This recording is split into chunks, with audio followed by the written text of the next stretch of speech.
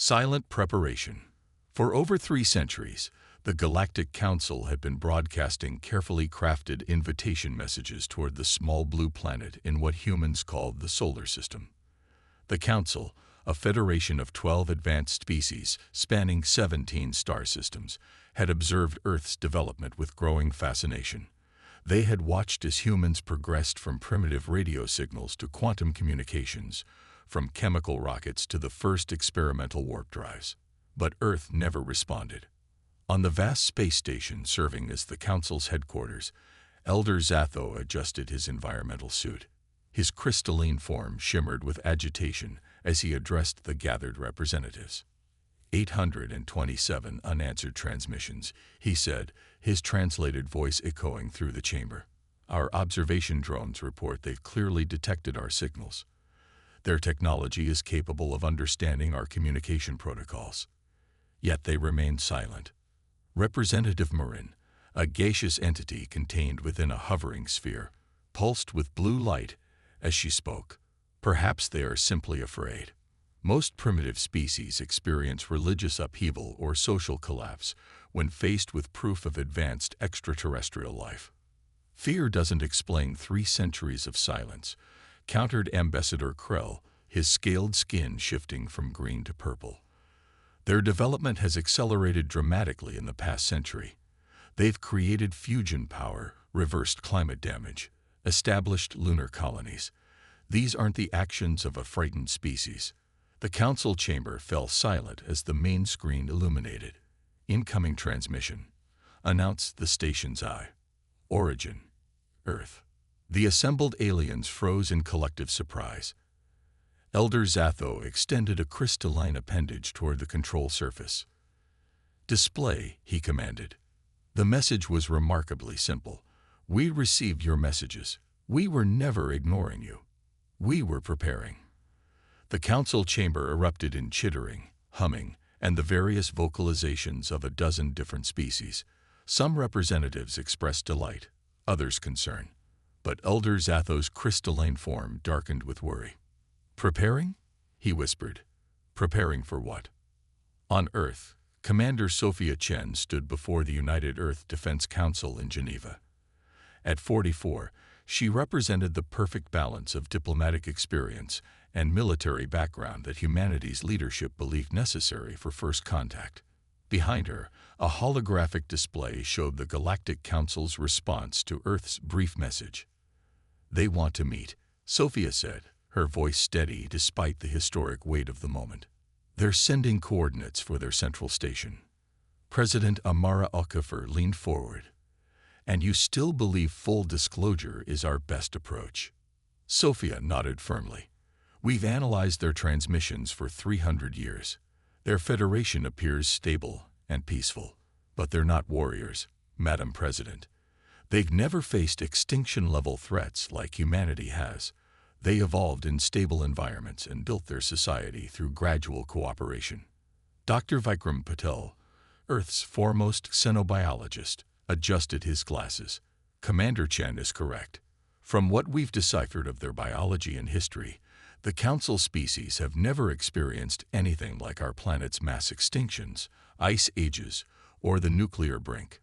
They've never had to adapt as rapidly as we have, which is precisely why we waited. Sophia continued. We needed to approach them from a position of strength, not vulnerability. We needed to understand their technology, their biology, their intentions. President Okafor's eyes narrowed. And if they see our military preparations as a threat, then they would be correct to worry. General Adeyemi said from his position at the table. But we're not going to fire first. We're simply ensuring no one can force humanity to its knees. Sophia's gaze swept across the room, taking in the faces of Earth's leadership. For 3 centuries, we've watched them watching us. We've decoded their language, studied their technology, prepared for every contingency. Now we meet them as equals, not as supplicants. President Okafor stood. Very well, Commander. The Stormbreaker is yours. Choose your team. 3 weeks later, Sophia stood on the observation deck of humanity's most advanced starship. The Stormbreaker represented Earth's crowning achievement, a vessel powered by a miniaturized quantum singularity drive, armed with gravitational weapons that could tear apart matter at the subatomic level, and protected by energy shields that could withstand the heart of a star. Yet it was also a ship of peace, carrying scientists, doctors, artists, and diplomats from every corner of Earth.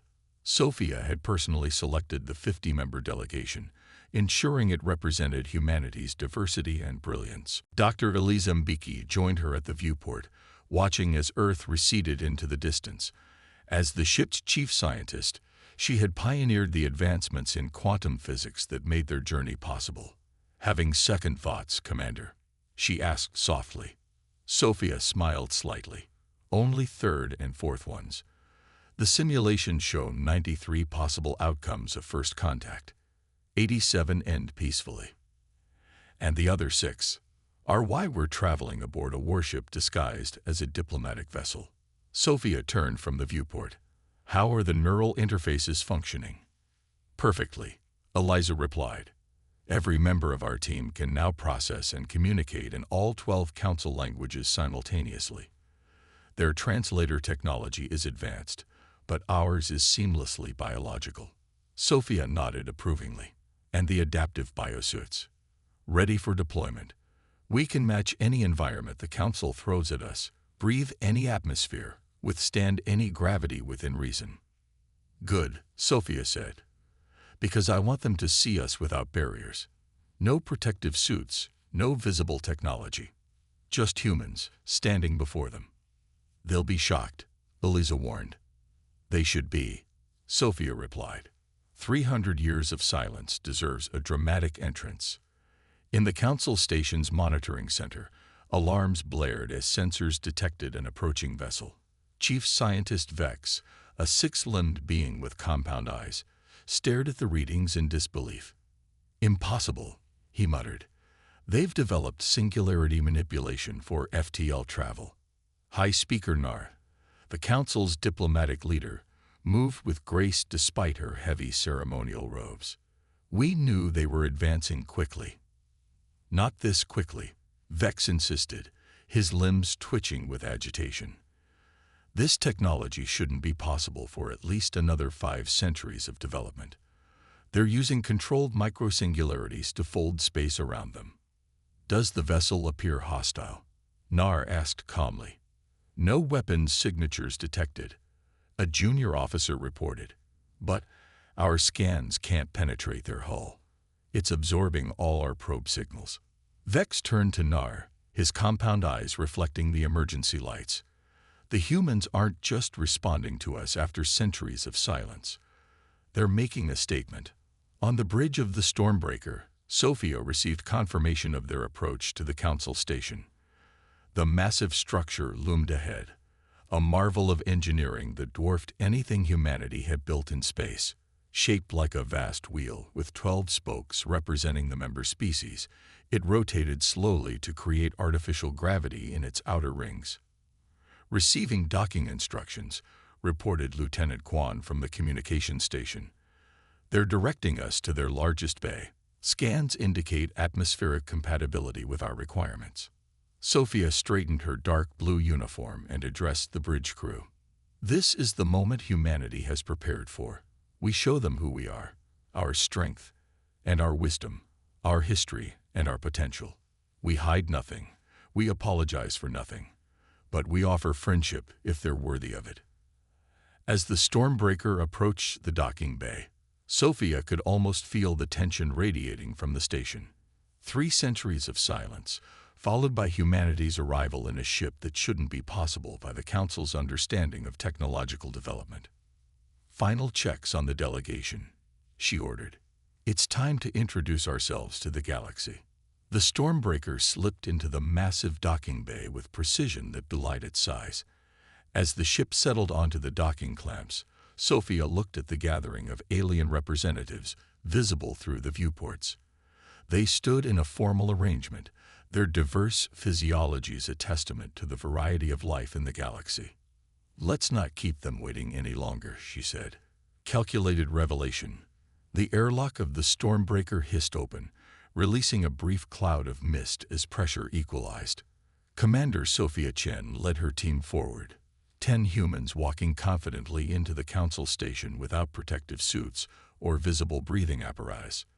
Behind them, the Stormbreaker loomed like a silent sentinel, its midnight black hull absorbing the station's lights. The Council Reception Committee visibly reacted. Some species stepped back, others leaned forward in curiosity. High Speaker Nar, her silvery skin reflecting the bay's lighting, maintained her composure despite clear surprise. "Welcome to Harmony Station, representatives of Earth," she said, her translator converting her musical language to clear English. "We have awaited this meeting for generations." Sophia stepped forward and bowed slightly, a gesture studied from Council cultural archives. "High Speaker Nar, the people of Earth thank you for your patience. I am Commander Sophia Chen, appointed by our United Earth government to establish formal relations with your council." Nar's skin rippled slightly, her species equivalent of discomfort. "We have studied your transmissions, your wars, your destructive capabilities, and yet you invited us to join you," Sophia noted. "Potential should not be judged solely by past actions," Nar replied diplomatically. They entered the Grand Chamber, a vast circular room with tiered seating arranged to accommodate the Council's diverse membership.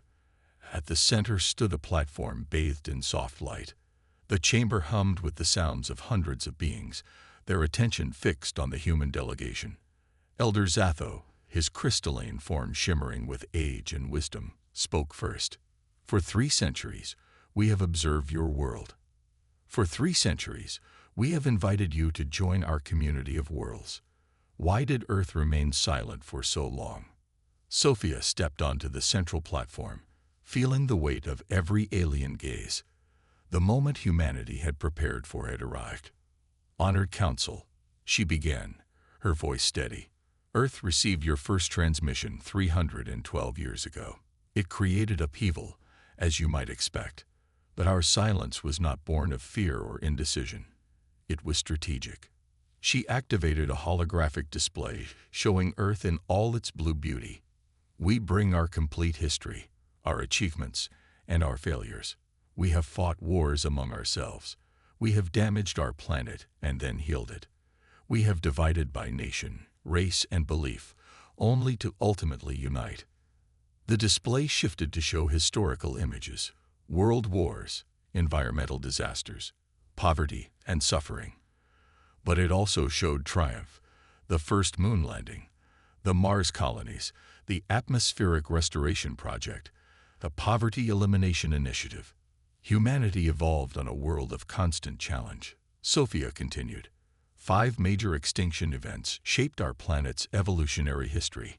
Our distant ancestors survived an ice age with stone tools and fire. In a single century, we progressed from the first powered flight to interplanetary colonization. The display showed human resilience throughout history, adaptation to every environment on Earth, technological solutions to seemingly insurmountable problems. When we received your messages, we were still divided, still fighting among ourselves. We faced climate collapse, resource depletion, and nuclear tensions. We needed to solve our own problems before we could answer yours. Elder Zatho's crystalline form darkened. Yet your technological development accelerated dramatically in this period of silence, military technology in particular. Sophia nodded, unashamed. The universe is vast and likely dangerous. The Council represents peace and cooperation, values humanity has learned to cherish. But we could not assume all spacefaring civilizations share these values. A holographic display shifted again, showing Earth's defensive systems, the planetary shield network, the automated defense platforms in the outer solar system, the fleet of warships that had remained hidden from Council observation. A murmur of alarm spread through the chamber. "You prepared for war," accused a reptilian council member, scales shifting to bright red. "We prepared for survival," Sophia corrected, "just as our species always has. But we also prepared for peace." The display changed again, showing Earth's advancements in medicine, sustainable energy, and artistic achievements. We developed cures for all major diseases. We restored our damaged ecosystems. We created art and music and literature that explores what it means to be sentient in a vast universe. Sophia gestured to her team, scientists, doctors, artists standing alongside military personnel. We come before you now, not as supplicants seeking admission to your advanced community, but as equals offering partnership. High Speaker Nar stepped forward. Partnership suggests mutual benefit. What does Earth offer that the Council does not already possess? Sophia smiled. Perspective. Innovation born of necessity. Solutions you haven't considered because your evolutionary paths never required them.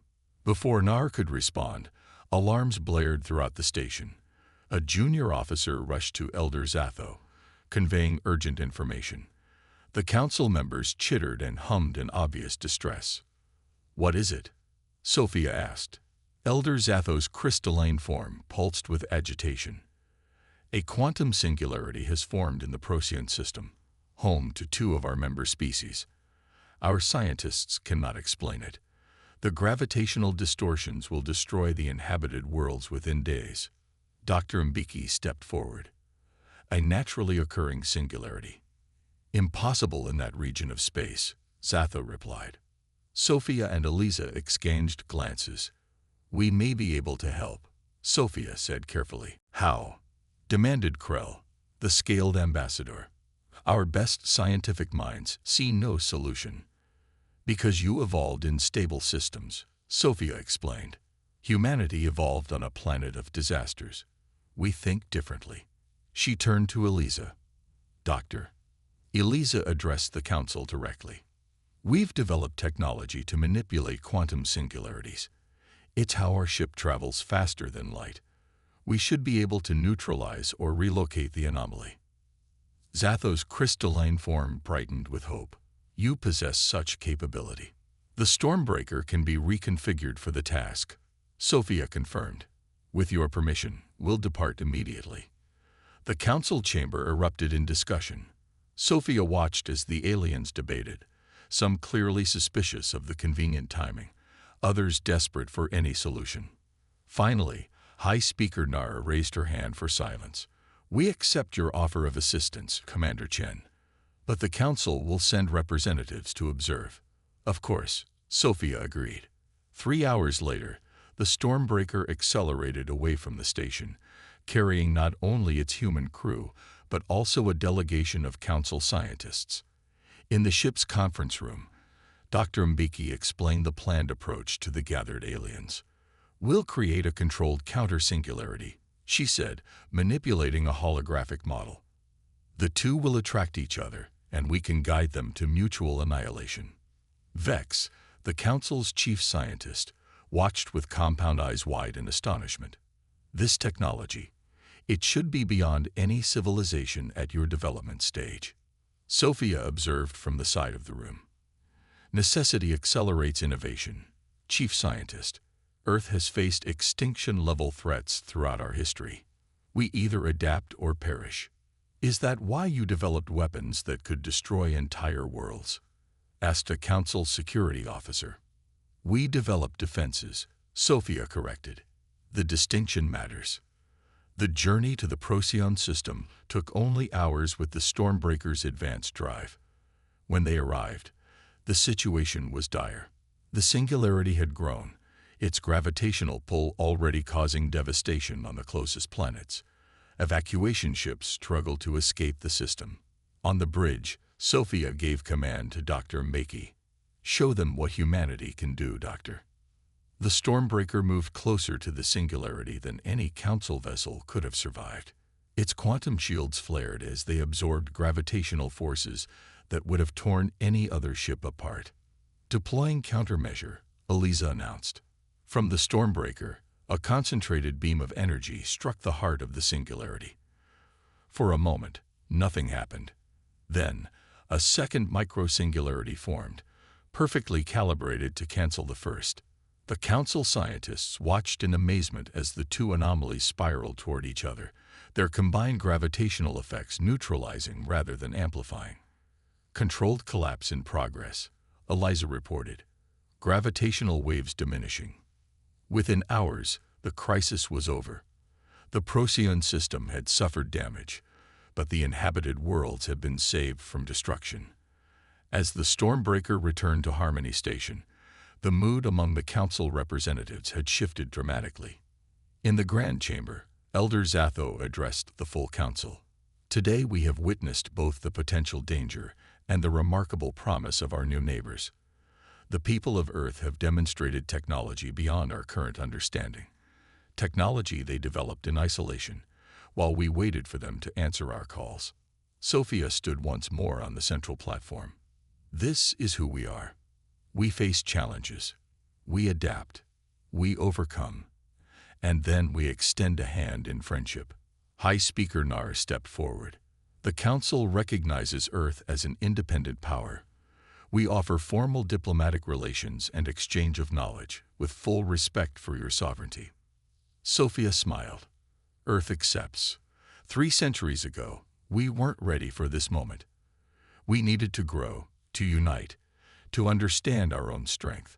Now we stand before you as partners, ready to face whatever challenges the universe presents, together. As she spoke, Sophia thought of the long path humanity had traveled. From cave-dwelling primates to stars travelers, from tribal conflicts to global unity, from fear of the unknown to this moment of triumph. The Galactic Council had ignored Earth's silence for 3 centuries. Now they understood why. Humanity hadn't been hiding. They had been preparing to meet the universe on their own terms. And the universe would never be the same.